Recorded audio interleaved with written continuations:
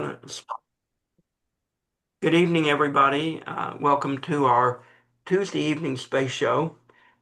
We have John Hunt, who is our guest tonight, who's gonna see if he can help us understand all of the UAP um, secret, I put it in quotes, documents that Trump has ordered released and that are being released, and are they worth our consideration or not?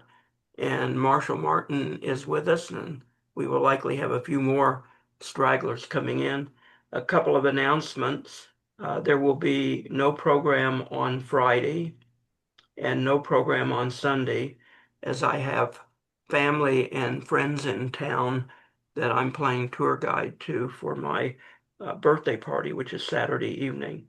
We do resume on June 9th, but I can't tell you who the guest is. It's really interesting. I give people like 8 dates to choose from, and consistently they choose the dates that are furthest away from today, not the closest today. So like June 9th is the closest, and so they'll choose June 30th. Or they'll say, I need something in early July. Now, if somebody can understand why they don't pick something closer when they believe that they have something really important to talk about and they want to get on, maybe their schedules are booked close in. I don't know, but I find that to be 26 years of doing that. They always pick the furthest out, and it's always the hardest to fill the closest in. So anyway, that's what's up. So uh, stay tuned to the upcoming show menu. I will be reporting everything. I will say that on Friday, June 12th, Chris Carberry is here with Explore Mars. He wants to talk about the latest Explore Mars conference coming up. They're really good conferences, but also he has a new book out and about Mars and humanity, but I'll let him introduce his book. And then our friend over there in Luxembourg, Manuel Cuba, has found a space guest doing some incredible things with satellites and technology in Ecuador. And so we are going to bring our Ecuadorian new friend on with Manuel Cuba on the Sunday, June 14th program. And then there is an organization called Astronauts of America or something like that. Two of them are coming on the show Tuesday, June 16th, to talk about their organization. They're retired astronauts. So more about that as we get closer to that. Friday, Andrew Rush is back with us with his big program announcement. He's been on with us many other times. And then Monday is a special show with former top NASA guy, Dr. Zerbakken. He's from Switzerland. He's visiting in the United States. So we're able to, excuse me, do the show in the United States rather than having to zoom in with him in Switzerland. And more about that and then future shows. And then one other name I'll throw out there.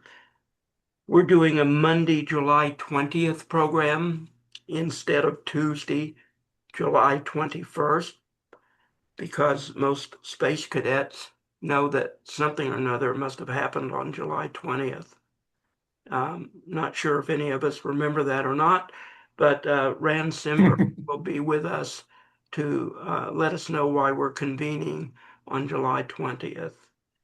Kind of like I've been asking people who are coming to my birthday party on June 6th, and I say, it's D-Day, don't you? And they don't know what I'm talking about. So, uh, what can I tell you? I'm sure Marshall and John both know what D-Day is. So I said to one, uh, it's about the heroism of the greatest generation. And she said, what's the greatest generation? So it is an interesting world and times we live in, right, Marshall? Well, I'm a little bit younger than you, but yeah, it's kind of like you talk to grandchildren and you say something that they should know because it only happened 4 years ago, and it's kind of like, nope, no clue. So I don't know. It's a kind of an odd memory thing, I guess. It Um, so it John Hunt, let's go to the show, Marshall. John Hunt is our resident scholar on everything UAP, extraterrestrial, classified files, BS from the real stuff, all of it. And I wanted his take and his analysis on the quality of information that the government has been releasing the past, I guess, a couple of months because of President Trump's executive order to reveal all our classified UFO and UAP files. So I personally don't think they're revealing everything. I don't think they will. And I personally have not been impressed what I have seen released so far. But John goes through all of this in detail and can share with us and do some screen sharing and tell us what it's all about. So, welcome back, John, as the guest. And so, are they releasing great stuff, or are they filtering old stuff out as new stuff? What's happening with what's been released so far? I think there have been what, three or four data dumps so far. Yeah, well, I would say it's a mixture of mostly old stuff and videos that are from the Arrow Group, the All Domain Anomaly Resolution Office, I think it's called. And I think that none of these things are fundamentally, but it all depends on what our perception of this whole UAP subject is. And of course, there's a lot of different beliefs out there. Um, but I think the deeply classified stuff that I suspect exists is not being released yet. And I don't know if it will be, although it depends on how motivated Trump is to actually dig it out. I think. I don't think that's the kind of thing that gets offered up easily, you know? And let's say, in the past, the CIA has had some controversial programs, remember, Uh-huh. such as MK Ultra, for example. They didn't exactly offer that up easily, and I think they even ordered a lot of the files to be shredded when the Congress got on their case with the Church Committee and all that. So when you're dealing with stuff that's pretty deeply buried like this, I don't know. We'll have to see with David Grush as an asset, there is a key to where he could probably pursue it. And that would be to actually, apparently, he knows names of people that have authority in these special access programs. The president could order them to the White House in the Situation Room and start questioning them, in person, and or have a key aide do it, such as Rubio or whatever.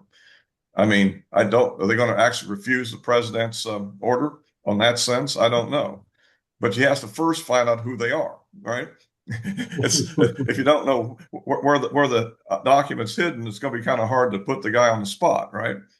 And and so that's kind of my overview of the situation. And what we have is like what 24 pages, I think it is, something like that, of I don't know what 10, 15 items per page of all sorts of stuff. There's a lot of FBI files. There's old documents. The Cometa report that the French did that started off the whole Leslie Kean book that got me into it. Somebody had submitted that to some government file, and since it was in the file, they released it. I believe the original Twining memo was released. I think I saw there looking through it too, which was a famous memo from that was around September of 1947, right before Twining left the Air Materiel Command to his next assignment, in which he basically discussed the situation of the UFO subject at the time in response to a question from a general in the Pentagon, and said that these are real and not fictitious, and goes on to describe what they are and so forth. However, this document was only classified at the secret level, and I at one time had, for instance, been convinced that that had proven that Roswell didn't happen. since obviously he's the guy in charge of the Wright-Patterson at the time, whatever was found at Roswell, whether it be a weather balloon, a mogul balloon, or an actual UAP type object, he should have known, I thought. And then Kevin Randall, who's a researcher in this subject, responded to something I put on his website and said, well, often things at that level of security, only secret, they don't tell the whole story. And I've since heard that in the intelligence community, that is often done at the lower levels. And as Winston Churchill said, the truth of the has to be protected by a bodyguard of lies and the ultra secret cryptology stuff of World War II. So this perhaps is what that is. The other thing is a little Shakespearean comment to where he then goes into, unfortunately, we don't have any exhibits in the form of crash debris materials to verify these existences or something like that. Is that he protests a little too much, or is he really saying there was nothing at Roswell? What do you make of these interviews? And I'm sure others have heard them too, recent interviews of members of Congress Mm-hmm. say, based on the classified information I've seen, based on the classified pictures I've seen, which I can't describe or talk about, Mm-hmm. we know that there are extraterrestrials here. We know that we're being visited. We know this and this. So it's third party reporting because they're members of Congress. It's supposed to be held in great esteem. We could spend Mm-hmm. shows on that subject. Yeah. We're supposed to take for granted that they have seen classified pictures of our cousins from the Pleiades, and but it's classified, so they can't say any more about it. Or would these people just be saying stuff to, I don't know, to be lying, to think they're being important, or do you actually believe them? Well, normally, historically, people wouldn't touch this with a 10-foot pole, even if they did know it was true, right? I mean, Right? I've felt like I got to be careful here. We don't say anything partisan on the show. But for my own party's interests, I've been a little bit nervous about how outspoken some of these people are and how they might find themselves in political hot water by people ridiculing them. However, so far, they've survived pretty well. And they are talking about classified meetings, briefings that they did get, I think. And I don't know what was in them, whether it's actually a picture of a body or we're just talking about better quality things than we'll be showing you tonight, because obviously these aren't the most sensitive ones. One of the interesting, two of the kind of best things that will be in this are things that Jerry Corbell had leaked out earlier. Um, they had been shown. So, and those are probably two of the best things on here that I've got. And apparently, Arrow decided, well, we'll go ahead and release it since it's already out. Kind of like they eventually confirmed the 3 videos of the Lou Elizondo effort, right, from years ago. And so that I guess they're telling the truth as they know it. I mean, they lie about a lot of things, but this is usually the kind of thing a congressperson would want to lie about, right? Unless they've actually lost their mind. Well, if it's classified, Mhm. how do they get away with saying, I've seen classified data which I can't describe to you, but we know extraterrestrials are here, or we know they exist, or we know Well, the Pleiades has a pipeline to the White House office, or whatever. How do they get away with even saying that if it's truly heavily classified? we know that Congress sometimes is considered a little dangerous in that area with the security people, and we've had things that have leaked out of Congress. I think what they're doing is they're walking a gray area very closely, a very narrow line, and they're hoping that they won't fall off of the tightrope, so to speak. Have I we, mean, well, go another ahead. problem I've also pointed out, nobody has ever been prosecuted for security violation about UFOs, as far as I know. That would be a hard prosecution to make because you'd have to produce the countervailing evidence that would convict them, right? Yeah, they would have to go through discovery, and the government would have to face discovery, and more than likely they would not want to press a charge. However, they would probably do everything else they could do to somebody, uh, that would be detrimental to their career, you might say. I Yeah, mean, that you might go missing in the New Mexico forest for a year.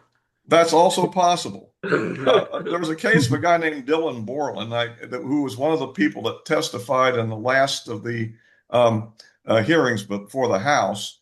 And essentially, what happened with him, but per his testimony, okay, is he was smoking can be hazardous to your career there. He went out for a smoke break after working. He's a guy that actually controls these drones, that launch missiles at people and stuff. And anyhow, he's just taking a break, and apparently at this air base, a large triangular UAP flew over the base and then took off. And what happened with him is he started talking to people about what he saw, and it turned out some of the people we're talking to, as I guess had been in the program, as I call it, or they call it the legacy program, and apparently they told him a few things too, and somehow then it got out to the program security allegedly that he'd been had acquired information he wasn't privileged to have. And then he started facing some significant harassment, including supposedly they sabotaged the brakes on his car and he crashed. He survived it. Maybe the airbags did it. I don't know. Wore seatbelts, hopefully. And he was very frightened. And in fact, that's why he eventually became a whistleblower and got involved with Jeremy Corbell. And in his latest this movie about him called Sleeping Dog, there's some phone calls. This guy sounded absolutely petrified. I mean, so and he so I don't know. That's the kind of thing that can happen, apparently. David Grush claims he faced some kind of harassment, as you recall, which has been reported to the FBI, and he wasn't saying what it was because of an ongoing investigation. So I don't know what it was. I read someplace 2 or 3 weeks ago Hmm. where when Trump said he was going to release all of this, that the agency people were saying that he should not do this. This is really a bad idea. This is really a national security issue, and this should information should not be made public. Um, and that was mainstream press that I was reading that in or seeing it someplace. Uh, Hmm. so clearly the whether it's the CIA or some other organization or all of them don't want this material released. So is it about our national security, or are we trying to hide aliens and what they have or technology that they might have, or are Yeah. we trying to hide both? There's probably a mystery about that. Yeah, I don't. Well, again, it gets into what has actually been accomplished and what you are prepared to, or would you believe, like the guy said on Get Smart. Um, I think it's pretty well established that UAPs are real and exist as flying objects that are around and apparently submerged objects too. Now, maybe people don't agree with that. The next question, are crash recoveries real? I tend to think now they were. Early on, I was skeptical. Okay, so we're studying the crash recoveries. What have we actually gleaned from it? I tend to believe not that much. Materials, you know, we can study the materials, we can look at what they are, but I don't know we would understand the technology. That's me. Some people believe we've successfully reverse engineered it and are somehow making our own duplicates, maybe puny duplicates, maybe like, Wright Brothers planes compared to the F-22. I mean, We've never seen any crash debris, have we? have we? The public has never seen verified alien crash debris, or has that been verified? Well, I mean, public. Piece some of the people at Roswell saw pieces that were brought back including Mhm. his family. There are cases where civilians got on the site before the government did, um, allegedly, such as Aztec and so forth. I think there are cases where people in the government had said something later, years ago. I mean, Kingman, I think. the Kecksburg. Civilians were there first, right? But the government came in quickly, allegedly, and policed it up, whatever it was, We've whether never had a chunk of metal that they said, here's crash debris from XYZ on XYZ date, and you guys go have it analyzed and see if you can figure it out. That we've right. never had anything tangible that we can Well, there have been confirm. pieces. A UFO allegedly exploded down in Brazil, and pieces that were recovered off the beach. And what's the name? The APRO people, at any rate, that lady, they had off to have it analyzed. But again, what ultimately happened was at some point after she died, the family sold the whole lot of it to some mysterious group of people, and it all disappeared. Because, like I say, the government cover up, if I'm right, there is one, is very effective. You're dealing with the intelligence agencies of the most powerful country in the world. I mean, they are capable. Yes, guys, I know. What do you think the motivation is to keep it so highly classified and to keep people from knowing whatever the truth is? Maybe the truth is nothing, and they Yeah. get a payoff out of all of screwing around with our minds. Well, Uh, at this time, it could be bureaucratic inertia. That's the way it's always been done for years, and we're not going to quite change our mind. Historically, presumably, it was because of the whole shock value it would have had in the 40s and 50s, the public affecting cultural and religious views at the time and stuff like that. I mean, people are more accustomed to weird stuff today than they were in that period. So maybe that was just a concern. I think the other thing was there's always been the idea, whether or not we've successfully reverse engineered the technology, there definitely was an objective to try to do it. And obviously, we didn't want a foreign power to get there first, obviously, if it was really advanced. So naturally, that would be one motivation. The other thing may be at some point, actions that have been taken to keep it secret are themselves very controversial. Like you said, maybe somebody was disappeared somewhere or something. And if that's been alleged, I can't prove it, but if it's true, I mean, General McCaslin still hasn't shown up yet. and that's the key to this whole thing of disappearance. Nobody was talking about this till he disappeared, as I would point out. And I was a couple of 3 days ahead of Cold Heart, too. are any of Because the videos that have been released quality enough for us to see what's inside the vehicle or to really see the vehicle in operation? you can see them flying, but you're not going to see what's inside of them. You're going to be uncertain as to what they are, I think. Now, supposedly, there's better quality videos that exist. There's this list of 47 or some videos that the Congress lady Luna wants and have yet to be released, right? And some of those presumably are what the people have seen in the skiff that they're sort of alluding to, right? But we haven't got those. We've got the ones I've got here, which are I might want to show some of them just to see what they are. I don't know how many you want to do. There's one I definitely do only want to show, but I'd like to start off a little bit just to get a flavor of it. Maybe the one I was showing earlier. Let's try out and see what we can do here. By Would the that way, be the Florida Congresswoman, Paulina, whatever her name is, Luna? Yeah, she is the one that constantly says, based on what I've seen in the classified meetings, yeah, they exist, and on and on and on. She constantly talks like that, and right. and says, based on what I've seen that's classified, and I can't talk about. Yeah, I've seen the aliens or Well, proof of them. it's unclear what you can get by saying. I think you get by with more if you're in Congress than you can if you're a person in a classified program, Yeah. right? You see what I mean? I mean, I mean, if you're in an unacknowledged classified program, you probably have a much tighter gag than you do in Congress. So you can kind of elude, but remember, they're also being careful. They're walking that tightrope, I think.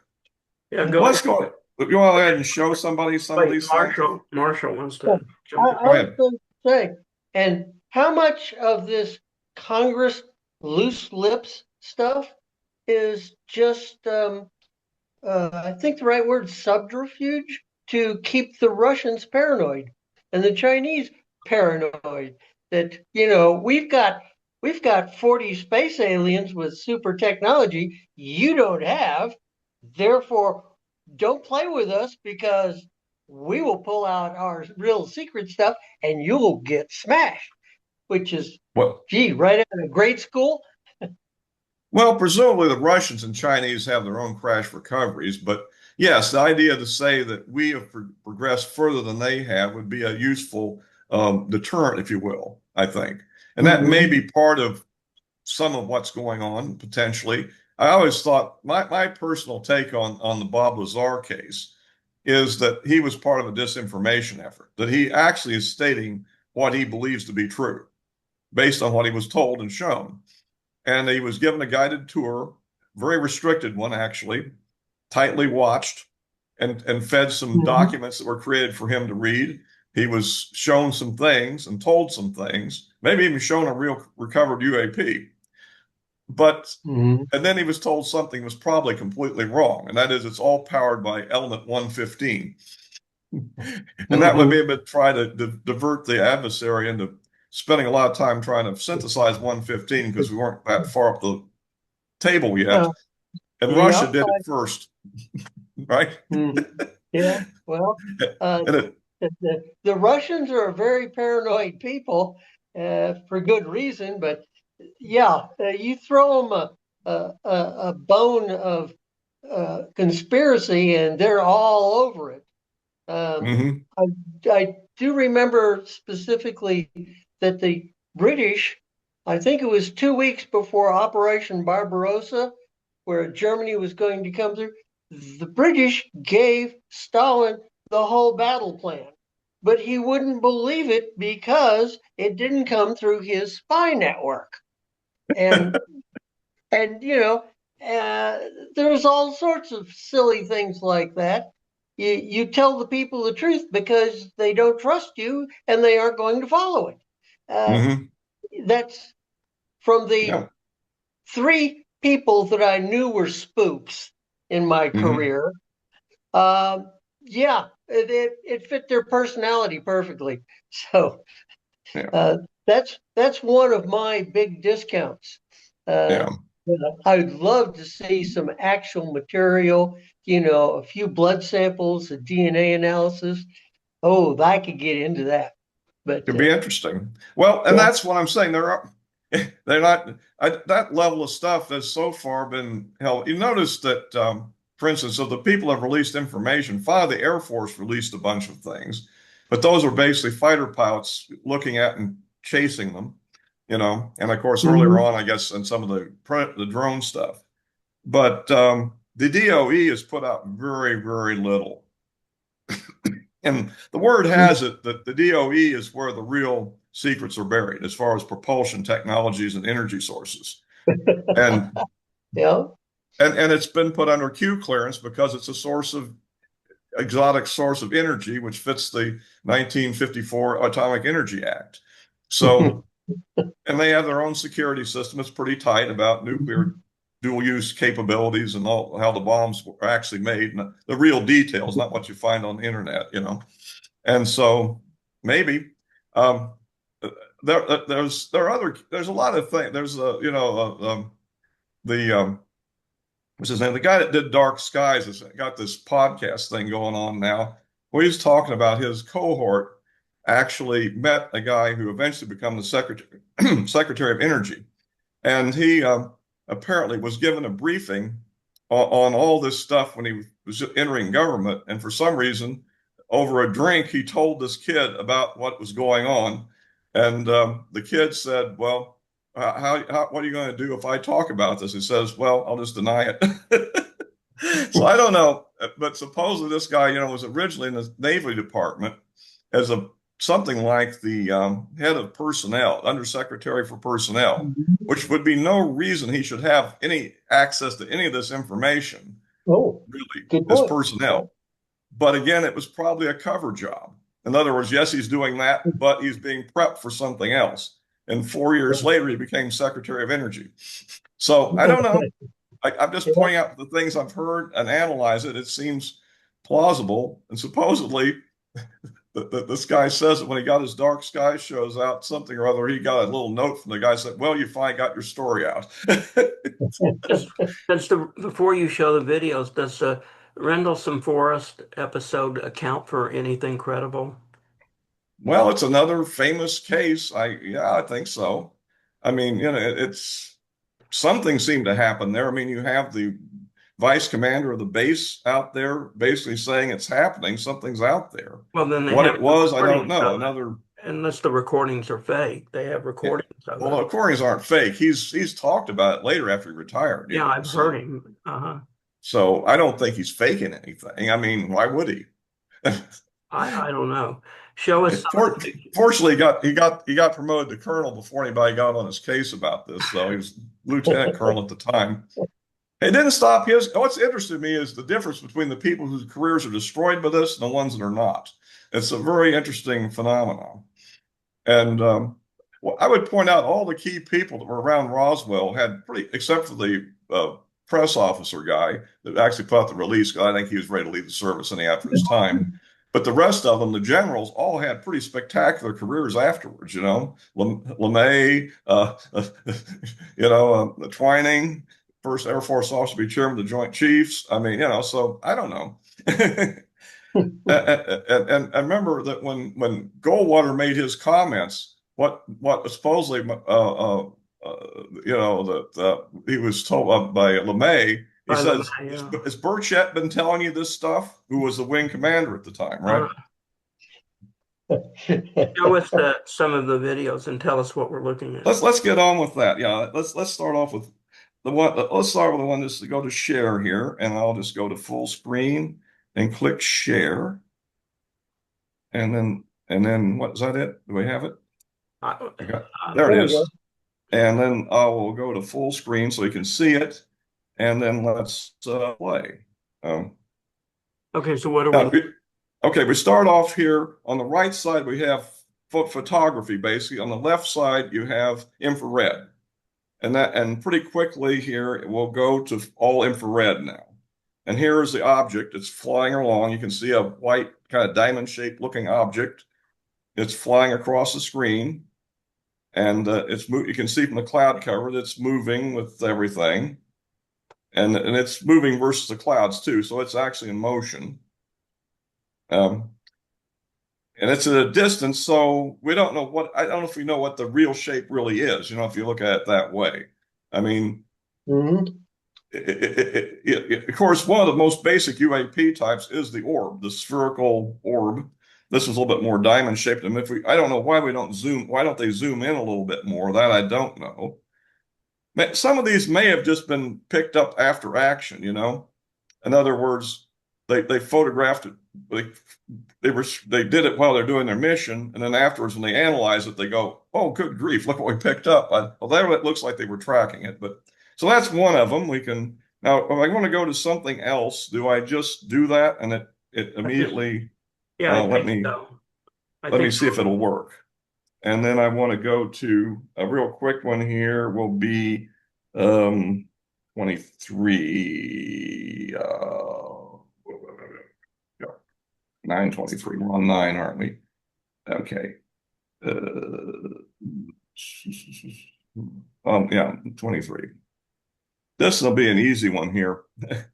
Quick, 10 seconds. But it's better quality. You can actually see it better, this one. But it's going to be quick. So you might play it. See the things that's going across there. This is in Iraq, right? uh-huh. This goes right across there. And presumably this guys are doing surveillance on something, who knows, maybe where some terrorists are hanging out. And this thing just flows across the screen there. Can But you the question spruce is, it what up? is it? I mean, Can you enlarge it and zoom it in or bring it closer? can I? I can't. Now, this is what they've got. Now, could they have? Again, it may have happened so quick. I'm wondering if this one would be one that be kind of just found in the after action report, maybe. Um, some of them will get closer to, but yeah, that's the problem here. We're just getting what they have. Let me see here. Is anything better and interesting? Well, let's start off with. Oh, this is a different one. Yeah, that's 29. Um, go back. I'm getting better at this now, I think. Okay, we gotta go to 10. And 29 will be at the top. This is a one over ocean. This is pretty short, but it's neat. We're over the ocean, And they thought the thing had something down, like it was pulling water up or testing the water or something. But it's a similar looking object. It just goes along and, you know, but the question is, what is it? I mean, it's not an airplane. It's not a ship. It is kind of an unidentified thing. Well, they've It's got not it sure. in gun sites. Have they tried to shoot them down? Do we We'll get to one where they do try to shoot down later if you want to move that up. Or I got a sequence here, but it's easier for me to get to. I mean, Okay, I now can't this see one real here in on is them. what? This one you might like. This is one, let's bring in one for the debunkers and discuss it. How about that? Okay. This was 1038. So I go back one, go down to 38. The debunkers have a theory on this one. I'm not sure they're right, but because again, the arrow still calls it unidentified.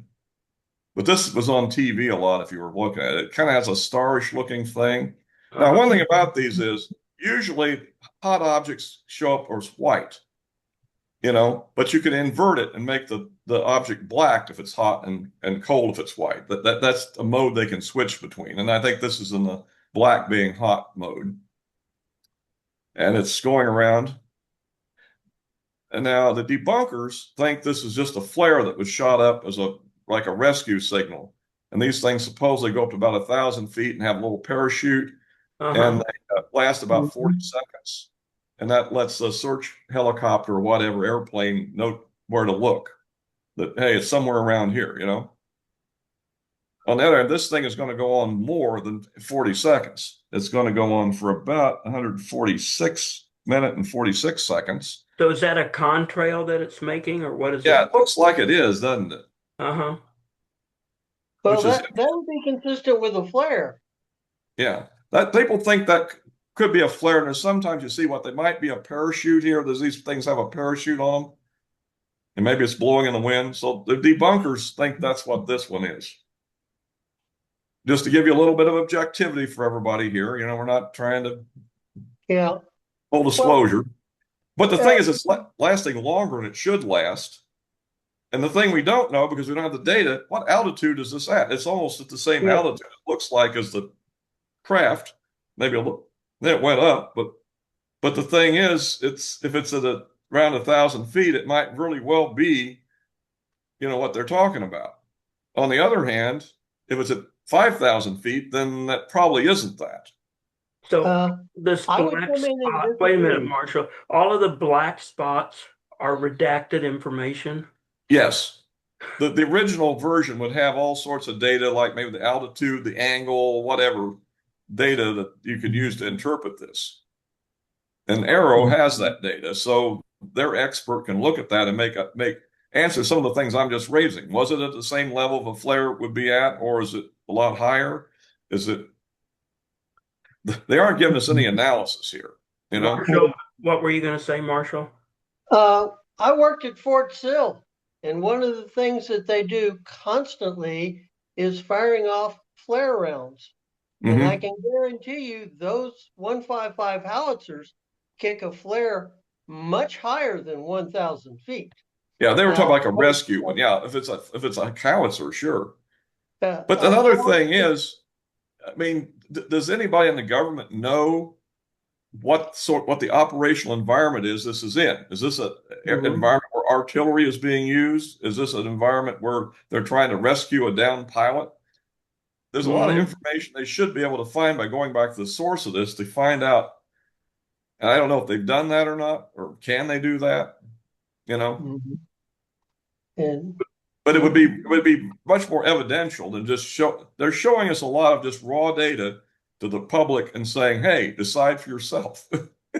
uh, yes, and like I was saying, if you want to stir something up to make a good story, Hmm. to divert everybody's attention to something else, Hmm. uh, that's exactly what you do. You'd set up uh, maybe you might just set up a Abrams tank to shoot off a couple of flares. They wouldn't go quite as high as a 155 could, But Yeah.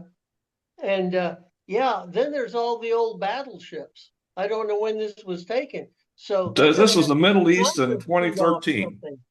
That's something I was Oh, going to say. This is Middle East 2013 is when this was filmed. Or uh, gee, wasn't the Wisconsin a part of Desert Storm? well, Uh, not 2013, but let's see, 2013. Well, we could be something in Iraq, although it doesn't say Iraq. We pulled out of Iraq by then. yeah, well, as I said, you got to have a whole bunch of information, which is But we have redacted. troops in Iraq, still a few, so it could Yeah. be doing top cover for them. Well, it could be It, Syria as well. It could also be Afghanistan if it's in the Middle East. well, they have provided the sources, but was in somewhere in the Middle East, and yeah, it could be anywhere. Yeah, right. Well, anyway, the debunkers think it's a flare. Yeah, well, I kind I'm of agree thinking with you I there. agree it might be a flare. So I'm It I'm might not be. puzzled. You'd have to have more information. What's interesting is the Arrow group is still calling it unidentified. They've failed to identify it as a flare. Where in one case, there's something else where they identified as a flock of birds. So they do sometimes come up with deep. Anyway, I got something else here. Now, this will be a little interesting if I can do it right. Yes. Go over to the, and where did I put? No. We don't go there yet, do we? We go to me. And this is something Burleson came up with, which I thought was interesting. There's one thing that these guys have that's analogous. And that's the one where he put out where basically they actually took a shot with a Hellfire missile at one of these spherical objects. Okay, that was put out. And if you see, there it is. And then somewhere in there, they hit this object and it's like, there it is. And they hit the object then they show it gets hit and it kind of does a thing, and then it goes in there. And then afterwards, it's still going. So if the theory was it was a balloon, You can still see it traveling. yeah. If the theory was it was a balloon, the thing absorbed a Hellfire missile hit and didn't pop. Mhm. Yeah. I'm surprised Anyway, that's from the hearing. it hit by a Hellfire missile. That's from the hearing. Okay. And so now going back, so you see the thing didn't stop it, even though this thing can kill a tank. I mean, now, interesting enough, we have another case, which let me see, where is the other case, where the Huron case, where we shot down a balloon during that Chinese balloon flap where we run around firing Mhm. AIM-9 missiles at a bunch of things. And the balloon shoot, that's 14, so I got to pop over to 14. And it's number 71 up at the top. Now here's a good one. This is what happens when the AIM-9 hits a balloon. That's pretty good. Okay, we're going to go now. It's black for a second, and then we'll go. Where are we? Hello. There it is. This is a F-16, and it's got the balloon in its target site. It's Mhm. boom. That's what a missile does to a balloon. It doesn't keep flying. I'd like to do that for a little entertainment or something. But you can see what I mean. And that was during the Chinese balloon thing where they were shooting down various balloons all over the country, you Mhm. know. So if this is what they're releasing Uh, under that executive order, and yes, we're supposed to think that they're finally giving us the deep, dark, hidden secrets right, of the UFA movement for 150,000 years. right. So we're being spun because this is garbage. I mean, it doesn't show Possibly. anything. It's not convincing, and there's none of the really goody information is with it. So this doesn't let a rational person who's objective know anything. I Some mean, truth to that. But like I said, some the best truth stuff to that's it. out is the stuff that leaked out, as opposed to stuff that's released. Now the next one was originally leaked by Jeremy Corbell, but apparently since it's already in the public domain, they decided to go ahead and release it with redactions. But as usual. But they did. And this one here, if we got the right one, Syrian UAP instant acceleration. Now this one is To interesting. Corbell, they may not know who you're talking about. What's this? Tell listeners who Jeremy is. They may not know who Okay, you're okay. talking about. Jeremy Corbell is kind of a freelance reporter, I guess you'd call him now. He's who works on getting information from the inside on this subject, and occasionally releases it when he has been told that he can do it. Let's say his main thing apparently is protecting the source, because the source obviously could be prosecuted theoretically for releasing classified information. And he's got several things out. And in fact, this is one that I'm going to show next that but now they're releasing it too, I guess, since it's already out. And it's basically a Syrian one where the thing, when it realizes it's in the shot queue, decides to get out of Dodge. So let's go ahead with this and okay. Okay. And now what they've done, this one's got a series of versions where they do it at different speeds. So you can look at it, the different speeds. So let's start with the full speed is this one. Where is it? We're going to go in a second. Yeah, here we are. It's locked on the object here. As you can see, they're tracking it. And then all of a sudden, it decides that it doesn't like being tracked. And it goes. And they're trying to trace it, but they can't. It gets away. Now they do different. This one is a bit more analysis, as you can see. They're doing different versions, different modes and stuff.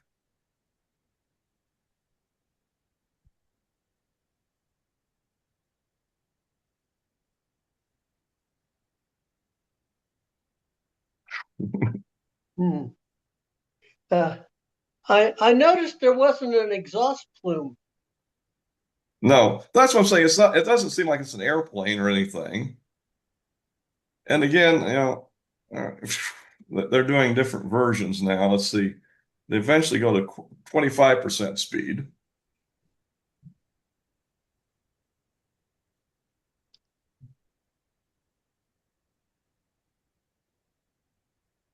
Yeah, he's 5% speed.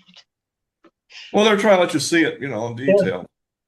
This one's a bit better in that they've actually prepared it a bit more to study it. I mean, Hmm. well, what's next on this thing? Oh, that's where they do the black-white inversion, where it will look black now instead of white. That's the other mode they can go into. Hmm.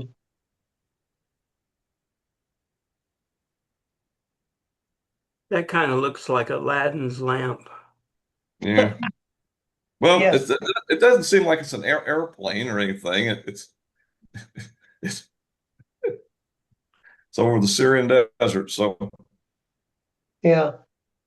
I don't think whether we want to go through the full original clip, which is all how they found it. You want to go through that? I don't know. We Mm. can. Uh, Well, that's good too. You see how it maneuvers around a little bit too there. mhm.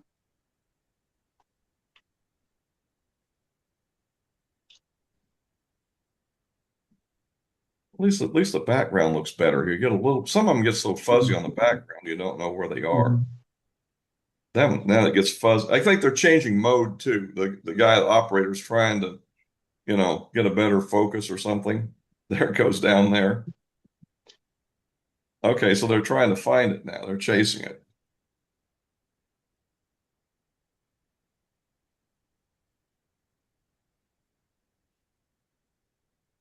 John keeps talking. I'm going to go turn on the air conditioner. Yeah. Las Well, Vegas heat is but creeping but Yeah. um, upstairs. but the thing is, it's now they got it locked on. You see, I think it doesn't Yeah. like to be locked on. Apparently, it knows what can happen to you when you're locked on. Huh? It escaped again. Hmm. This is one of the better ones. This is one of the best ones I've got, by the way. And Hmm. remember, this one was leaked. They didn't voluntarily put this one out originally. It was already out. And I think without the redactions too, I don't have that version, but I've seen it on some of the like News Nation shows or something. Do, Hmm. do you So, have any any pictures of ETs that they've leaked out? uh, historically, but they're probably a lot of people think they're fake, right? I But don't I know. mean, from this batch There's that of whole alien leaks, autopsy, right? But that was a fake, right? no, but I mean, from this group of documents that are being dumped, No pictures of aliens. no pictures of Yeah. aliens. Like I say, this is the best thing they released as I see it. And and it was already out before they released it. So they figured we might as well show this too, right? Uh-huh. Hmm. But what I'm getting at is they zeroed in on it. And now if you're an enemy, that's when you got to be worried right there. So And what are they planning to continue to release? Well, I don't know. The president said that something about that the extraterrestrial material is getting a lot of views, and he's pretty happy about it. So I think there'll be more releases, but I think there's going to have to do some digging. I hmm. mean, like I said, if they Burleson has Grush as his advisor, and he's apparently made contact with the program back when he was in the UAP task force, and he knows names.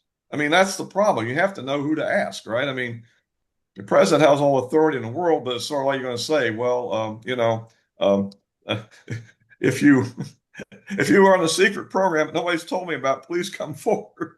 I mean, these people will refuse to talk to Congress, I mean, and everything. So unless they're subpoenaed, even then they may refuse to talk. That's sort of the name of the game. So I don't know. Did you like that? Was a good one, I thought. And that was the best of evidential, I think. Hmm.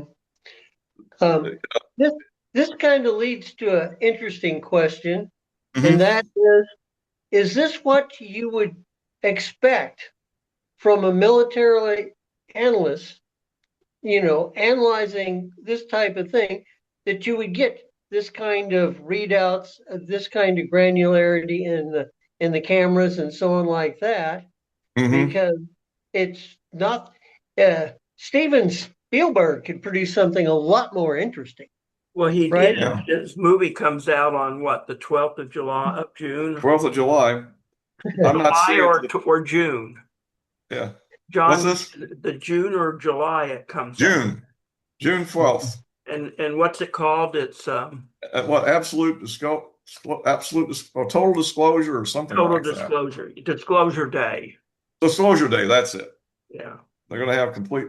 Well, we'll see what they have. I don't know what the deer has to do with it, and why the cardinals on the deer's antlers. I don't know, but I got my ticket. I'm going to see it on the 15th because my best seat was already taken. At any rate, Mondays are always a good time to see movies at matinees. Lot less crowds. I'll have to probably go and see if I can get tickets for it. Is it in IMAX? There is an IMAX version, yes. I think there is. I believe, yeah. The one Well, I'm seeing won't be, but what? I think Spielberg's is going to have a lot better data than this. Oh yeah. Well, isn't this about what most of these things look like, though? Remember, I don't know. I mean, that's a good question. Is that typical for, some of them are fairly clear too. The one like in Iraq where they're going over the buildings, that thing just zoomed by. Yeah, That was I pretty mean, high it's quality. probably This stuff is line. at a distance, I think, too, Yeah, I right? And remember that. Yeah.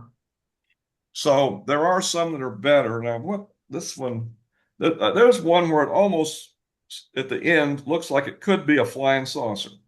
I always said, where have the saucers gone? We used to see flying saucers, but we don't seem to see those anymore, do we? No, they've probably evolved their shape just like we have to stealth craft. They look different than a Phantom jet or something like that. They're evolving, huh? The Yeah, saucer's out of date. the saucers That out is of an date. interesting question. If we believe in the extraterrestrial hypothesis, you'd have to say, you know, how close to sort of a static condition is their technology? Are they still advancing rapidly too? Because, we've been through rapid advances in our lifetimes pretty much. Although I think in some areas we're kind of slowing up for the moment, anyhow. I mean, but the Mhm. electronics, no, electronics is software, that's going really fast. But like airplane propulsion, it's more at the nuances like observables and, you know, it's still the basic flight's about the same. We got better engines out for performance, and that new one's going to have. Let's see, what's number have I got here? This is not too long, but it does get closer up at the end, which is kind of interesting. Are we in the right? Oh, we got to go to 12. That's in 12, and that's 51. No, where's 51? Maybe it's in 11. It's supposed to be 11. I don't know. Maybe it's at the top. I haven't lost this thing. Oh, heck. I must have wrote the number down. 45. I'm sorry. That's 45. Where are we at? Where are we at? Oh, let's get going here. Okay. Now this was obviously from the Air Force, I think, an airplane of some type, I think. This is not and it looks like the airplane is kind of chasing the thing, or trying to. I Mhm. don't think it's a drone, in other words. Mhm. I'm sure that's more of an airplane, I think. I'm not sure the symbology, which one it is, because they all have a little bit different. The 16, I know what the 18 one looks like. And they're on it in the shot queue, and they're just following it. But at the end, it's going to make a maneuver. It's going to come real close by. Maybe I can freeze from it. It almost looks like it's two things at this point, you know. Mhm. And then there's other ones that are like that, where there's groups and you don't know what they're going to do. And at the very end, it's going to come really close by. I guess he's catching up with it. Now it almost looks like it might be a fuzzy saucer almost. If you can just maybe Mhm. bring that back a little bit and see if I can freeze that. I thought that part was pretty good. Let's go play. Get over here. There. There's your saucer. That almost looks What? like a flying Where? saucer there. It's got a kind of funny heat mark on it. I guess you'd call it. Yeah. Kind And a of, lot of this is the heat signature, and different parts of it's a little colder or hotter. Mhm. So, it may like make it, if this was a photographic rather than infrared, it might have a different, more clear-cut look. But it Mhm. looks like a flying saucer for a change. I mean, Yeah. It, it, I'd almost come in there and say 1957 pickup. They had the flame things behind the tires mhm. on the outside. That's what it reminds me of, and immediately made me think of uh, uh, like the reentry of Artemis. Having the flame around it. But Yeah. once again, you don't know what speed this is going. Yeah. Yeah. Well, we If do it's know going this. well, It's being followed by a jet fighter, I think. I don't think this is a yeah, plan, you know. So they fly at a certain speed and altitude, so probably hundreds of miles an hour, I guess. I mean, well, probably not even probably subsonic for sure, right? even if it's Mach 1.5, Yeah. that kind of heat signature would be Yeah. something more like what you'd see on an SR-71, and Well, that's like Mach 3 and Mach 4. So, remember, flying saucers tend to have a plasma field around them, though. I mean, yeah, that's normal. I yeah, mean, if you see a flying saucer at night, it looks like a glowing blob, right? In the daytime, yeah, they tend to look metallic in the classic pictures. But notice again, all the data you're asking what the speed was, well, it's blacked out. I'm yeah, sure the speed of the aircraft is on one of these boxes, right? I mean, yeah. And speed, altitude, direction, yeah, the usual instrument panel. yeah, yes, indeed. So anyway, Uh, I just thought that was kind of neat that, hey, where is there any of them saw? Most of them look like they might be orbs or something, you know? And mhm. orbs are a common thing on Skinwalker Ranch. They see orbs all the time. They rarely ever see a saucer, though. Right? but that's a different story.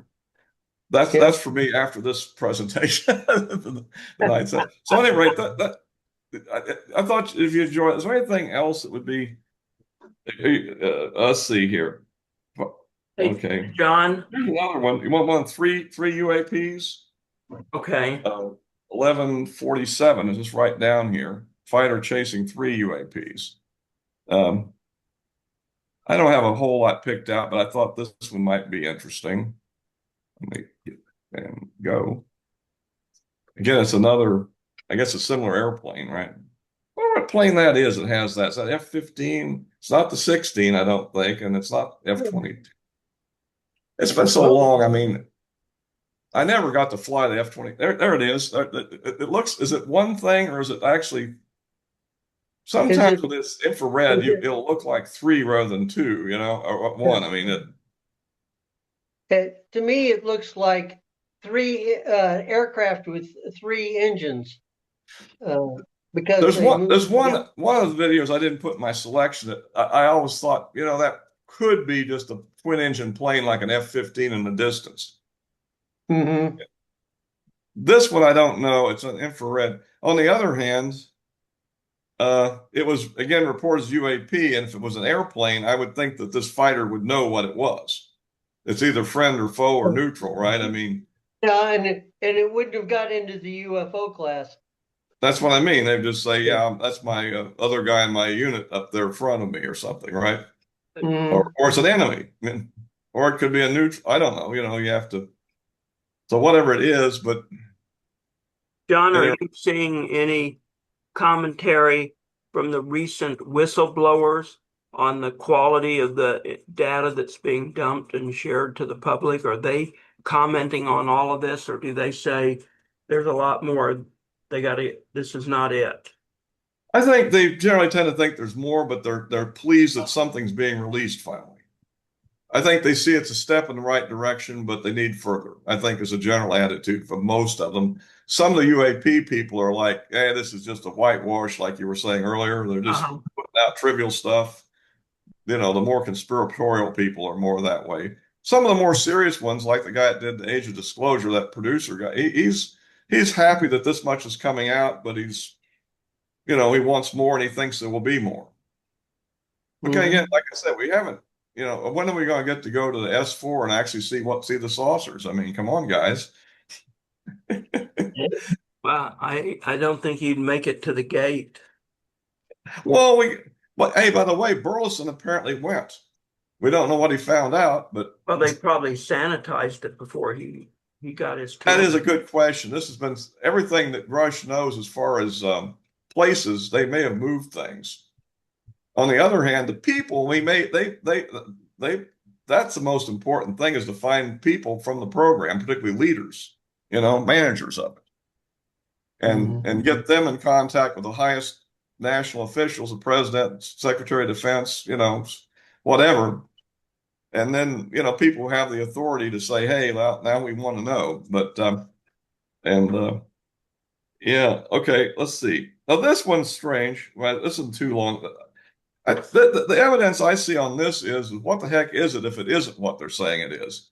I mean, it's basically it goes into some windmills. 1147. Yeah. There's a bunch more. I'm getting to the end of my selected set.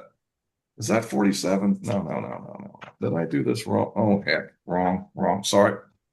I always do stuff like this. Let me look. Maybe I've got it here on my handwritten notes that I did before I tried to organize it. Windmills. Oh, 48. I copied and forgot to change the number. Okay, here we go. Let's take a look at this one. Now, this one is not as good visually in some ways, but what's interesting later on in this thing when we get to a few minutes. There it is. Well, okay, we finally found our object. There he is. Again, what is this just a sphere? Like, how big is it? I would think if you had the raw data off that system, you could calculate the heat intensity if you knew the distance and stuff and get some idea of, what you're really dealing with.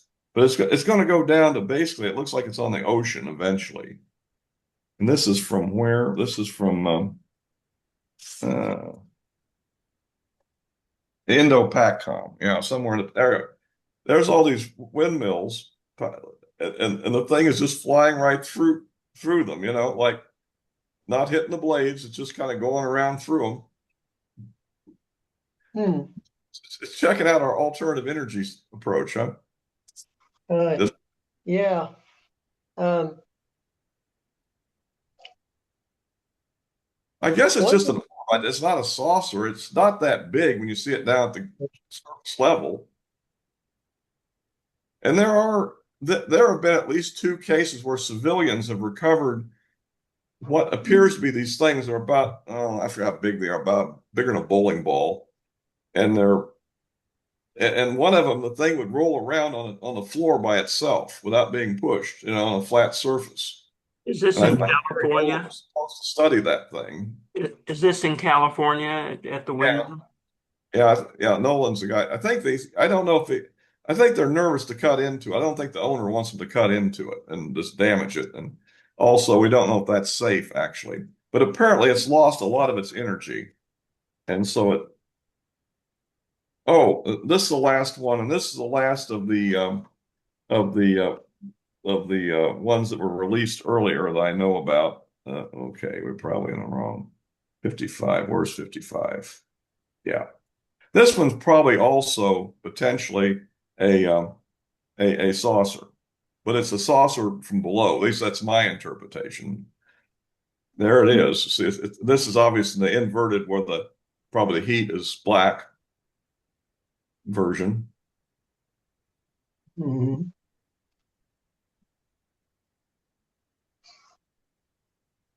The thing goes into a cloud and then it comes out of the cloud.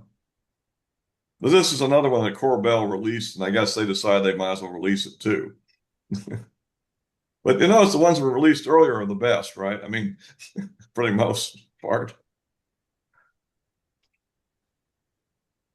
Now, what are we just looking at this clouds? Like, oh, there it is up there in the distance now. Went in that dark area, and then okay, that's it. So those are the ones that I prepared to talk about. I mean, there's a whole bunch more on there if you're interested. I'll get out of the We screen. know when the next data dump is coming. Are they coming at specific times or just whenever they feel like it? I think it's whenever they feel like it, I believe. I've never heard of a specific schedule being announced. Like the second bunch that came out, they just came out, right? I mean, there's no fanfare. It's just like another bunch came out. Is there Mhm. any truth to the rumor that these ETs are the ones that blew up the Blue Origin rocket the other day? I don't, they don't like Blue Origin, huh? Uh, Well, maybe they blew up a SpaceX one once too. maybe our rockets are advancing too fast for them, so they want to keep us down home on the farm or something. They get nervous when we go to the moon because they'll discover their moon base up there, and that would. That's There's a whole theory about structures on the moon that are being obscured by yeah. NASA. I used to cover it with Richard Hoagland 25 years ago, 20 years ago. So, maybe the moon is a level where they start getting a little bit more defensive. As long as they play around in Earth orbit, they're pretty happy. But you go to the moon, they have. I would tend to think, and of course we don't know given what we're talking about, that they must have local bases in the solar system. I don't assume they all come from whatever star they come from every time an object shows up. I assume that they have outposts somewhere. I'm thinking underwater would be a good place because, I mean, the ocean depth, I mean, is very unexplored. You The didn't have moon it. might be a You didn't possibility. have any videos. Have they released any videos of the craft going underwater and then coming back up? Oh, gee. I don't, let's I thought see. that was TikTok. TikTok Yeah, from the Chinese, that's their videos, right? there, there's one where it's kind of coasting along the water, but they thought it was actually an airplane in the thing. It looks like there's about three of these Iranian um, boats that they use to attack with it nowadays. Yeah, the Well, I fast guess attack that's what they boats. are. So in a parallel, and then this object about 9 seconds, it kind of comes in and let's see, I could probably find that. But other people have showed things like that. I don't know if they're in this group where it kind of dips in the water. They didn't. I don't think they released that one yet. Although transmedium is another claim, and when they hit the water like that, I mean the G forces must be horrendous. I mean that's Yeah. why the flying sub and voyage to the bottom of the sea. I mean seriously, you're flying an aircraft and you hit the ocean.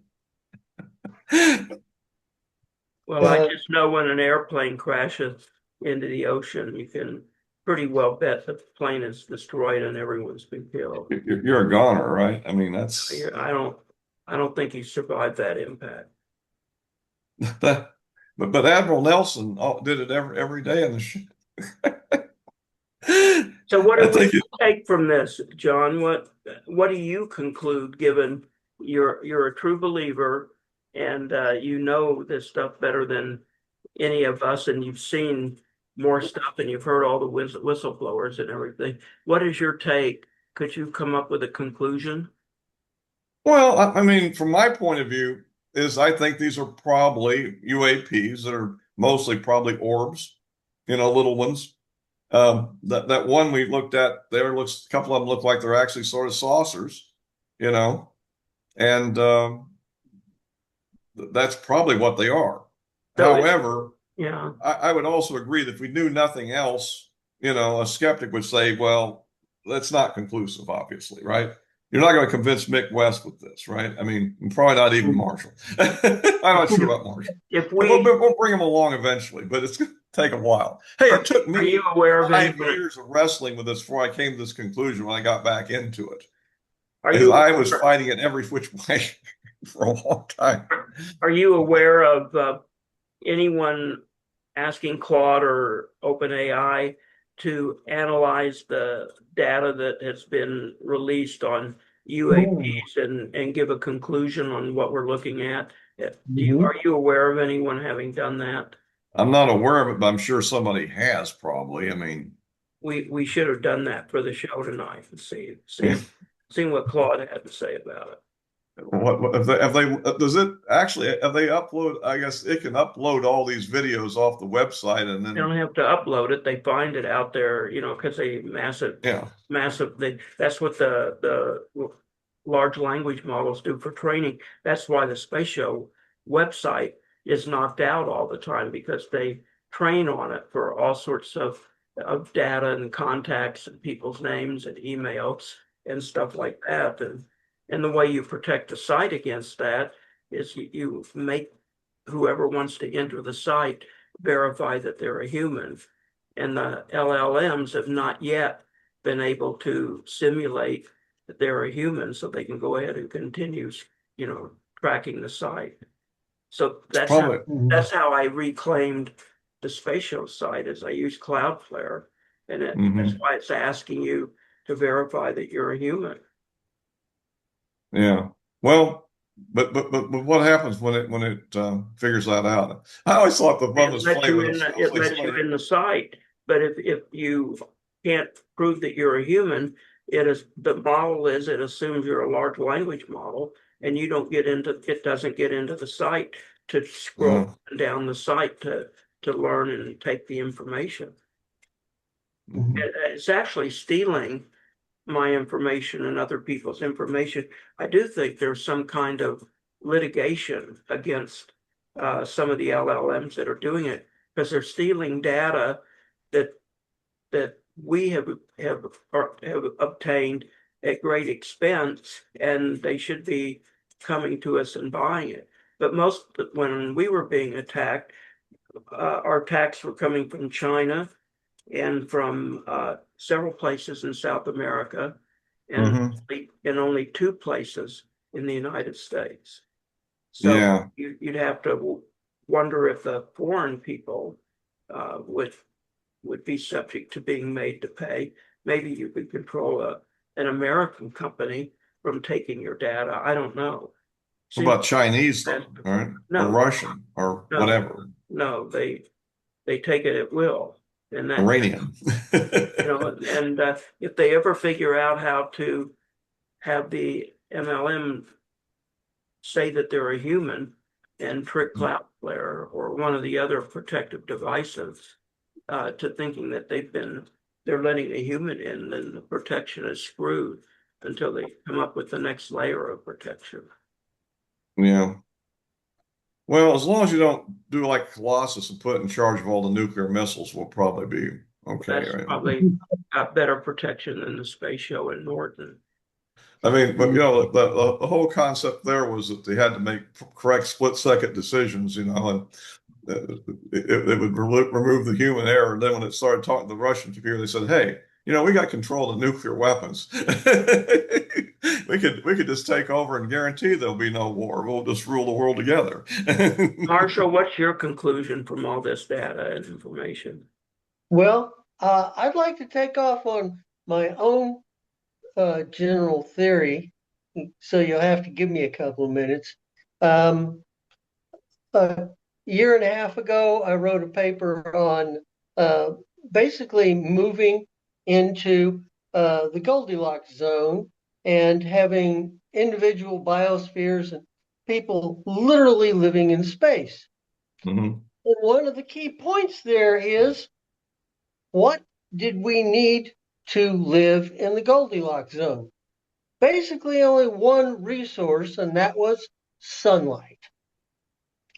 And okay, if we were a similar alien and we were going to expand, we would basically hop to the next star, build around it in the Goldilocks zone, and uh, you know, go forth, be fruitful and prosperous, and so on like that.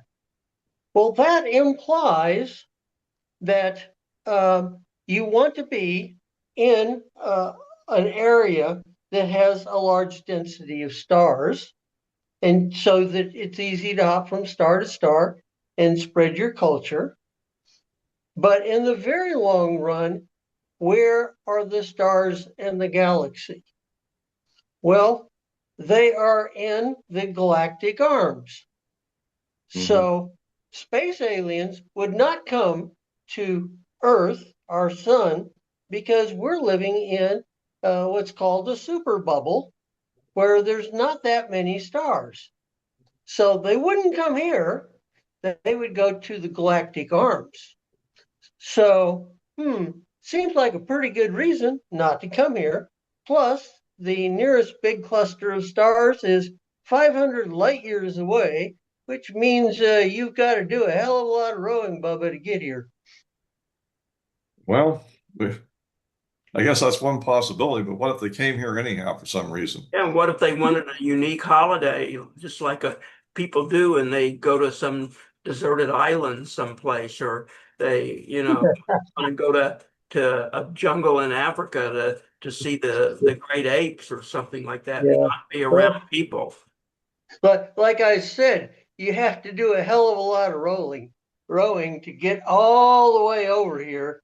And rowboats don't work in space too well, which means you've got to do wormholes, which gets you to the Einstein-Rosen theory Mhm. and his Einstein bridge, which became wormholes from 1935. And then you got to follow all the mathematical gurus that talked about them ever since. And by that point, you're nuttier than I am. Yeah, well, I it, don't know, Marshall. If they got here, they probably had propulsion that we don't know anything about. So, There's a whole lot of math and physics we haven't got a clue to. So, yeah. But if they have that much math and physics, uh, you know, they just go around invisibly walking around, enjoying the scenery and so on like that, and we'd never see them well, maybe because they that's have what all the cloaking devices. maybe that's what Congressman Luna says she's seen in a classified document. There's always well, somebody that wants to spook people, I decloak and boo and cloak back up. Yep. well. I don't know. I mean, it's an interesting, it looks like something is going on and what the purposes is and the technologies and science that they would have to do this. Obviously, Mhm. it would be something revolutionary to us, I think. Something that really based on what we know would tend to believe won't happen. You know, Mhm. I mean, there, so, you know, this has been an interest to me for a long time. You know, probably how I got started this was the issue of could you do things like faster than light travel and stuff like that, which got me studying relativity and learning what the problem with it was. And then, you know, I could do I could do a Mick West type thing too on it pretty easily. I mean, in fact, I was pretty Mhm. much that school of thought going into this thing when I started looking into it. But the problem I'm looking at is it does seem to be real. It does seem that elements of the government do know about it and they're taking it dang seriously and they react to it in a way as if it is real. I mean, you know, I mean, why are they doing this? I mean, like I say, in the thing of UFOs and nukes, his book, he goes through this case after case of what happens when there's a UFO encounter in the Air Force. And they're not taking it like it's a joke. There's non-disclosure agreements. The OSI is all over it. Mhm. I mean, they don't just say, "Oh, it's don't worry about it. It isn't real. Just Well, forget about it." That's not the way they react to it. I Okay. mean, and so why are they taking it so seriously if it's a non-existent thing? And it sounds like at some level they do know it's real, and they're trying to keep everybody from panicking about it and just remaining calm and ignoring Mhm. it. Don't Mhm. pay attention to that. Uh, That's what I'm getting from it. So, and this Grush guy, I keep saying, if he's lying, is he going to be prosecuted rather than being hired by Congress? I mean, I mean, he's made some pretty extraordinary claims, and he's done it to both houses of Congress and the Inspector General of the intelligence community. and he's done it mhm. under oath, if I remember correctly, That's right? correct. No, I mean, and he also, in my opinion, threw away a dang good career doing this. So I what mean, do you if I was where he was at the age of 35 or 38, whatever he was, what do you make of all the claims and everything that Lou Elizondo says? well, I mean, Lou's been pretty. I mean, this whole thing about the hybrid thing that's the latest thing. I don't know. I haven't actually heard that. I've heard of it, but I've not actually heard him the statement itself. I haven't seen that video. I don't know what show he did it on. Other than that, he's basically been saying that historically he was analyzing all this stuff and the better ones we're not seeing yet. And he seems to be on the level also. He's also testified under oath. Yeah, I There's know. a bit of there's a little bit of interesting pushback from his former boss Lukatsky because I think Lukatsky sees him as taking a little bit more credit than he's due because it was Lukatsky's program and he was brought in as a security officer for it right before it kind of shut down, you know. And then he went off this ATIP, and the way the press treated it, like ATIP was a real program, where it was really just a spinoff of the original ALSOP thing that actually did have funding from the Congress, you know. And and that's the other point. I mean, supposedly uh, Harry Reid got into it because he apparently was inadvertently given some briefing material on the actual UAP program, you know, and then the people found out that it happened. It was a mistake, and they took it back from him and said, "No, you didn't have a need to know for this. Forget about it." Supposedly, and that really ticked him off big time, which is why he got into the whole thing of funding the money in the first place through an earmark, you know. So I think Rush and Elizondo are pretty much on the same page. I think they you know that they know each other. I know that, you know. And again, the question that Rush's biggest beef seems to be originally was he found out that these things were being funded by basically illegal funding mechanisms. That is, they were basically diverting overhead to a direct charge program.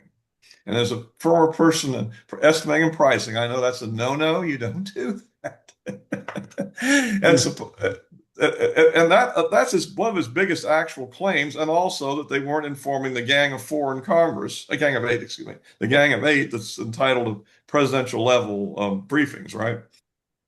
But then the president wasn't being briefed either in some cases. So the result was he thought this was all unethical and unconstitutional and un-American, and therefore somebody should do something about it. He kind of had an overdose of ethics, if you ask me.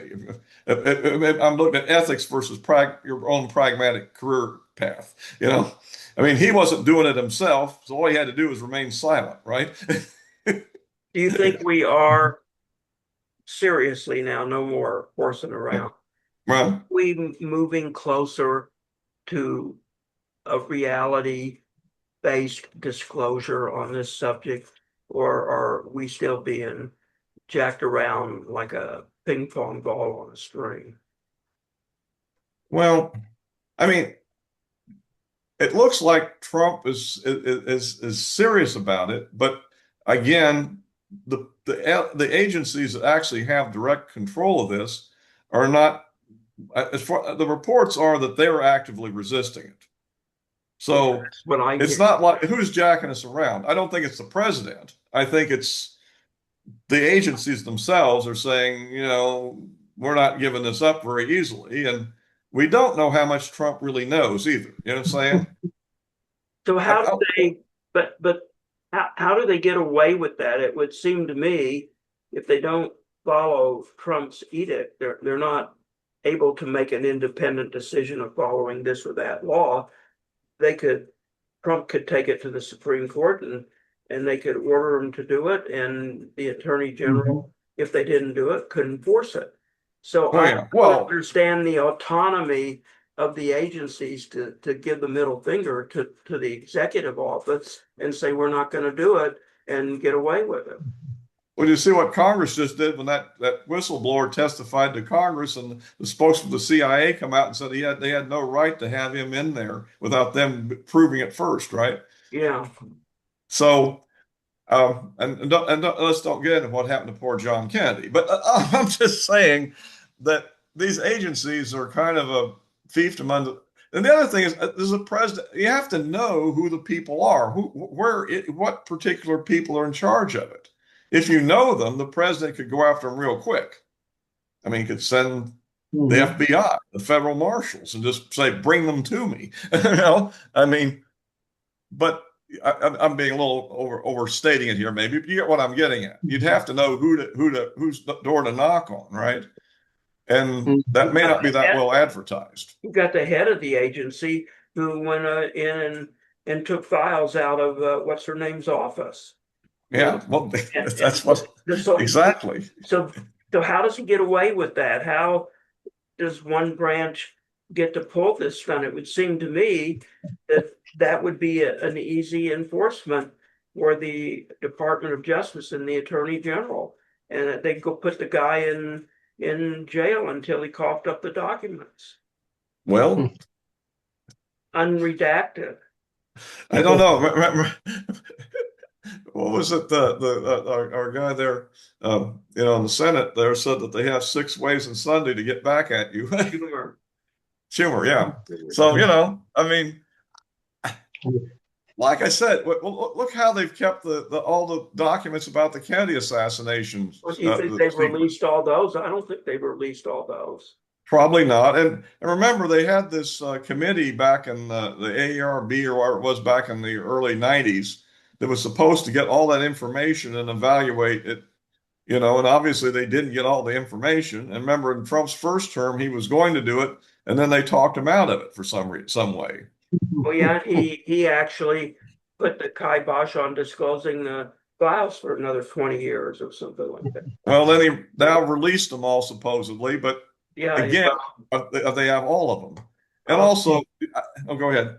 go ahead, Mark. I was going to ask, I remember J. Edgar Hoover, who got himself made the head of the FBI, and he stayed in office year after year after year after year because he always kept secret files and a little ace in the filing cabinet to quote unquote pressure any politician when he needed to.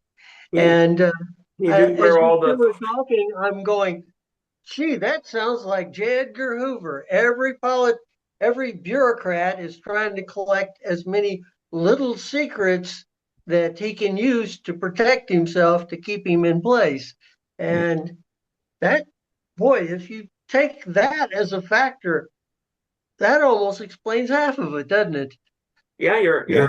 you're absolutely probably right. Maybe, uh, they call, maybe that's why she really resigned. I don't know. And it wasn't Mhm. because her husband was sick. Or they call up Trump and say, we've really been helping you out here, sitting on these files, but you Mhm. go after our UFO files, and this is going to suddenly appear on the front page of the Washington Post and the New York Times. Let's see you deny it. Mhm. Yeah. Yeah. And, or that could be influencing his Iran decisions. I mean, we're just so in the dark about a government that's capable of acting this way. Now, that's my opinion. I mean, other people may think, David, you're crazy. Our government doesn't do this. We don't act like that. Mhm. And I'm I sorry. think governments do Politicians and do bureaucrats don't act like that. that. Uh, I think Uh, governments do this, and if you look at our government is made up of the Senate and House, and God, if we went through every single member of the Senate and House and made a pro and a con balance sheet, my hunch is that well over half of them would be balanced on the con side, uh, regardless of party. I mean, that's again, I'm just giving my own opinion, but if I was brought up to behave like these people behave, I would have had, I'd be standing in the closet or having my hands whacked with a ruler or who knows what. So many times they'd just be one big callus. Um, yeah. probably everyone on this, we weren't brought up to act the way these Mhm. people in Congress are. And now, it's in style to use every four-letter word and cuss word you can use and to describe your opponent that way. I thought we were supposed to tell them how good we could be and why you should vote for me and what we have to offer, and not all this crap about him. So Yeah. you by default, but so Well, so yeah, I think we're capable of doing any of these black ops kinds of things. and you have a couple of assistants that do nothing but go out and find facts and so on like that Make so it they can happen, be yeah. elected. And I think that's so plagued the UFO UAP stuff that to me it's really hard, which is why I say all the time to take anything the government releases at face value or as credible. And what works is if you really want to disclose stuff to the American people and tell them the truth, bring the hard evidence out, let third party examine it and come up with independent, uninfluenced analysis. And if you've got crash retrieval, and if you've got ETs, bring it forth. Let biologists or forensic people Mhm. look at what you got and be separate from the government and believe that no one in the government is influencing their report, which is the other aspect to it. How do you know they're not told? We know little Sally's school schedule, So maybe Well, when you think of releasing that report, you might remember that we know when she goes home and what path she takes. And I mean, yeah. I don't Um, put it past any of them. yeah. At least in the 1850s, you didn't have all the little spy cameras and the radios and the Yeah, tractors didn't and run the around. cell phones, etc. Nowadays, uh, I don't think it takes too much trouble to find anybody and basically set them up to be framed for anything, Absolutely. including being abducted by UFOs. Yeah, and having our voices simulated and all sorts of things. So Yeah. I I think it's really hard to verify what is being released. And, I don't know. I know what I would accept as credible is get it in the hands of third-party investigators that I really believe can be objective and beyond influence. But Yeah, even that's a big ask. yeah, just like a police investigation. You take the samples, you divide by three, send it to three labs, and they should all match. And like you have the crash site, you'd have pieces of metal and so on like that. You'd come in there and go, wait a minute. If they're going through wormholes and they're coming to Earth through billions of miles of, well, I should say light years Light of years. distance, uh, how are they protecting themselves from radiation? Well, you would think first thing you'd find is what are their spaceships made of that counters radiation? Well, that's very valuable, but nobody's come Mhm. up with it Or as far as I maybe can tell. their bodies are radiation immune through some Well, they biological. got. So I'm just I think saying, I think you went to Los Alamos, didn't you? yeah. I mean, the Trinity site for the nuclear bomb, and Yeah. And I've been to the ones out here at the test center for the hydrogen bomb, a small yeah, hydrogen. and there's still lizards and a few animals out there, and there's a few plants. So yeah, the Well, very high. not a few at the test site, lots of wild mustangs and wildlife and plants Oh, I. everywhere has really come back and flourished. But Mhm, I walk on the ground and we're not allowed, it's a national site, so you can't pick anything up and touch anything. And then yeah, I get back on the bus and I'm now on the bus and they'll take a Geiger counter and run it over the sole of my shoe and it'll go crazy. So there's still radioactive mhm, at low key levels on the soil. What the yeah, thing 50 years, 70, 80 years later. yeah. And So you can't go down into the underground tunnels where they tested. They say that, first of all, that's still an active test area, but it's way too hot. So yeah, that did not disseminate back to a mhm, well, quasi-normal background, yeah. like Well, the stuff that, on Earth. that's the thing. That's the kind of thing I'd expect uh, an interstellar being to use. And Yeah. hmm, we haven't. Nobody ever talks about that kind of stuff.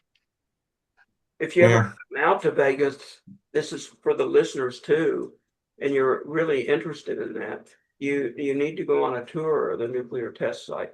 So it's 40 miles north of Las Vegas, and you Mhm, cannot go on your own, and you have to produce federal ID and all this kind of stuff. And you have to you can't just drive around and look around on your own. So this is going to be some kind of an organized tour. So the best way to mhm, do it is go to the National Nuclear Museum in Las Vegas near the University of Las mhm, Vegas. It's just a walking distance east of the Strip, I think off of Tropicana or something. mhm, It's a fascinating nuclear museum. They have about three of them around the country. This one has the nuclear rocket in it. I think I talked about it. I went to see it. But they mhm, organize tours for the test site. So you can organize when you can go to the test site. And I would call them before you come to Las Vegas if you really want to do this and find out when they do it and stuff so that you can do a tour on your site. It's the entire day and it's fascinating. And mhm, that what's really fascinating to me, it's some of the stands that the generals and people sat in. You see in the films with their big goggles and they're going to mhm. watch the big atomic bomb blast 100 yards from the crater. They didn't know enough, or else they maybe wanted to contaminate the generals. I don't know, but they were really A, close where a the great blast way to went off. promote them to retirement. Enhanced retirement. Yeah, they were really close to where the explosions went off. It's very, and Yeah. you get right up to the craters, and I don't think you can go into any of them. Um, I they would think the craters would be too hot. Well, they're not too hot, but they're like this. And Yeah. and Well. they're several hundred feet deep, and you probably most ordinary people could not walk back up. So now they can go Oh. down into them. You can see ladders in some of them and steps that the researchers can go down in, but the tourists are not allowed. You can go on a stand that overlooks the crater Hmm. for photography. So you can stand out here and you're like over the crater by 10 yards and take Hmm. pictures, but you can't go into it. So they have those kinds of photography lookout places. Um, It'd be interesting if they had signs up. What? How many SIVAs per day it is? yeah, they You do. know, the They'll level. you can actually go to the test site and you'll see all the pictures of all this, but there'll be a sign that says this is crater. I forget the names of some of the ABCD. The explosion was X megatons or X kilotons on Hmm. such and such date in 1951 or whatever it was. And in 24 hours after the blast, it registered this, da da da da da. And then they've quit doing it, but then they would give you radiation readings on the sign every 10-year or interval until they quit Oh, doing it. okay. See how, I don't know if cooling is the right word, but Well, the how, half-life of the radiation, yeah. yeah, so if the ETs are doing stuff with nuclear, they got to be resistant to this stuff somehow Hmm. because humans aren't resistant to it. Hmm. You know, it takes So, decades before we can be around one of these sites safely. well, it may be centuries, And you depending on what was. Well, and they said the underground testing tubes, they're still active research sites, but they're way too hot for people to go in and Mhm. around and see where they launch the big bombs underground. So I'm just yeah. taking them at face value that that they're that they're accurately describing the underground radiation levels, which are very, very different than the ones on the surface, and very different from Trinity in New Mexico. Really different. Yeah. Well, You guys need to come out here, and we'll take a tour out there. There would be a maybe arrange a space show tour out there. You think anybody would come here to go see the nuclear museum and the test site? Well, I got a friend out that direction, but he lives in Scottsdale, Arizona. Well, So that's I'll 500 have to miles the go other and check it direction. out. No, but Yeah. that'd be I think it'd be a really fun tour if you did it the right time of the year. I wouldn't do it in the summertime. Oh, it's hot enough here. I don't need to go to the desert. So I think it'd be an enjoyable day, and then everybody could go do what they want to do for a couple of days before they decided to go home. so we're way left with an enigma of how the aliens do this, right? I mean, Yeah. Yeah, yeah, and as I said, if they're working with nuclear, uh, man, that they know a lot more about it than what those of us in the general public who are well informed know about it. So I'm not about the casual person who reads the funny paper on Sunday. I'm talking about people who really know the subject. Uh, they would, if our government knows what the aliens know, that level is not dispersed to the public. I don't know. I tend to think that whatever this is really above us at the moment. I mean, the gap in technology has got to be so massive, you know. As I use the I analogies agree. of like, take this computer here I'm on, you send it back to 1940 and say, try to duplicate that. Yeah, I It would agree. get nowhere. And I They think that's couldn't why even they don't want to release it. I scan think it's national security, and I think that they think that if they can back engineer and control and learn it, it's not only is it national security for us, but it's probably like in some of those, sci-fi things, they've got the powers of the universe in their fingers, and they can be king of the hill or king of the mountain. Well, Grush thinks that there's an arms race in this area between the major powers, particularly us and China. Doesn't I don't know whether that's true or not, but that would not surprise me in the least. He claims that there's intelligence information that says that. I don't know. Remember, Would not surprise me. By the so way, archive listeners, if you think doing a space shuttle tour of the nuclear test site in Las Vegas would be a fun trip and you'd be interested in doing something like that, email me at drspace@thespaceshow.com and tell me you'd support an idea like that. I think it'd be a hoot, but I don't know. I'm kind of a crazy old coot, so I have to check with the wife. well, she could come too. Uh, I have to check with the wife first. Well, if it gets serious and people are interested, there'll be plenty of you opportunity to check with the missus. John, anything else that we're coming up on 2 hours that you should talk about or tell us or conclude about or encourage us with? all I can say is we just have to wait and see what comes next. I mean, in a ways, it's kind of amazing where we are right now when you think about it. I mean, go back, what would it be to what we're talking here about 9 years now or something like this. Uh-huh. So from where we were then to now, there's a lot out still, and we'll just have to wait and see whether you can get more information out or how much they really want out. That's another question That's too. another question. Yeah. Well, Partly is we don't know what we're going to be getting if we got the truth. You know what I mean? well, we might not like the truth if as we it found keeps it. being released, keep us posted on what you think Yeah, about it. And if you see some good videos, we'll crank it up and show them again and break them down and see if we're impressed via the videos or if we think we're being spun. So, yeah.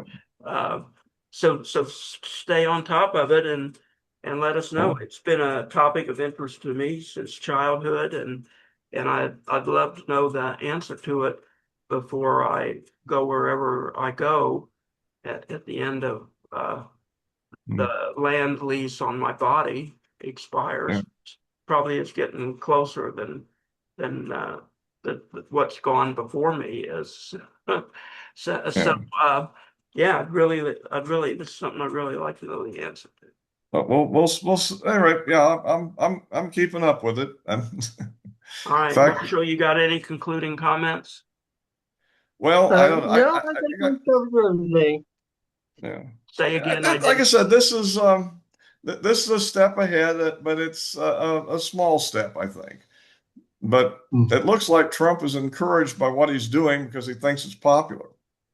Well, Well, it is popular. I mean, a big percentage of people do believe in extraterrestrials and life. And when I started the show, a scientist on the show as a guest would never ever say they thought there was extraterrestrials. At the best, you'd get them to say it's a big universe, we just don't know. But a lot of them now say, yeah, there probably are. Yeah, there are. They will say it, and they're not afraid of anything happening to their career or being on that side of the fence. So now it, the real question is, it would be, are they actually here? And have they found a way to get here? And would they, like there they Marshall was they'll saying, would they usually want say to if they no. could? But the point is, it seems like they are, and that's the why is another question, right? Well, Art Bell used to say that they're in the government. That's why we have government. Oh, gee, it's getting deeper. Well, I can say, So, hey, let's put it this way. I know of a lot of claims that are really out there. Let's put it that way. But I'm trying to be conservative about this and say, well, what makes sense here at this point, you know? all right, Marshall, anything else again from you? No, I've had enough for one night. All right, guys. So look for the schedule. Our next show should be on Tuesday night. What is that? The 9th. So if you know anything about this before the 9th, let me know and we'll bring you back sooner than later. So I appreciate the two of you being here. And John, thanks for, did you organize those videos or are those organized by the government or what? Well, those are the one I looked at a whole bunch of them, and those are the ones I picked out that I thought would be good to put together as a set for the Well, show. that's your organization of the That's my video, right? organization, what I thought was, there's some of them are lengthy and you don't see much, and you just see, and they go on for 5 minutes of the one little dot going around and then disappearing and coming back. And I tried to pick some that had, I thought, more information and kind of had a story to them, maybe. Well, that's a lot of work. So thank you for putting that Yeah. in order. All right, guys, have a great week. Talk to you next week. And listeners, thank you for listening. Keep looking up and maybe you'll see a UAP. I'm still waiting to see mine. So everybody have a great night. Goodbye from Marshall, our guest, John Hunt, and myself. Again, goodbye from the space show.